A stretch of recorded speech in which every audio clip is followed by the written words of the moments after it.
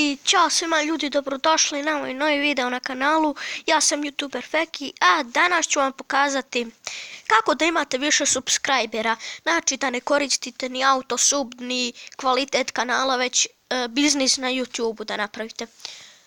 Prvo što treba da uradite je da dođete na neki video, na neki kanal koji je tek izbacio video. Znači evo, ja ću neki od Mece, na primjer. Meca Cezin, ok, pauzirajte. Idite dole u komentare i kucajte kome suba dobija 2 suba od mene.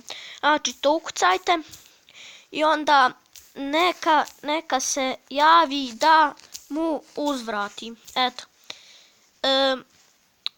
I onda pošaljite. I onda će vam svi pisati uzvrati, on će vas subscribe-ovati i eto, imat ćete subscribe-ove. Evo, ja sam neki dan imao 28 subscribera, sad imam 39. Moj kanal, evo vidite, 39 prijavljenih korisnika, znači to ja radim, znači evo, idem napravi sam. Sad ćete vidjeti kom je se sve javlja. Evo, napravi sam ovaj video.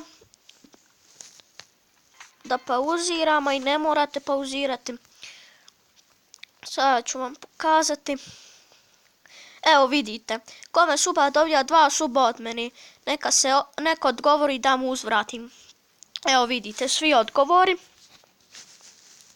YouTuber Feki jesam. I ja njemu uzvratim, YouTuber Feki jesam, YouTuber Feki, evo, svi se javljaju. A taj drugi subscribe kako da mu napravite? Znači, idite promijeni nalog. Kliknite ovo gore plusić i napravite novi nalog. Evo vidite, korisni savjeti, tutoriali. To je moj drugi nalog preko kojeg ja subscribe-ujem te ljude. Jedan subscribe preko YouTuber Feki, a drugi preko ovo korisni savjeti, tutoriali. Ovdje nemam klipova, znači eto ga. Onda promijeni nalog i odmah se vratite. Eto. To je to. I nadam se da sam vam pomogao. To je to, znači. Nadam se da sam vam pomogao, a mi se vidimo u sljedećoj epizodi YouTubera Fekija. Ćao!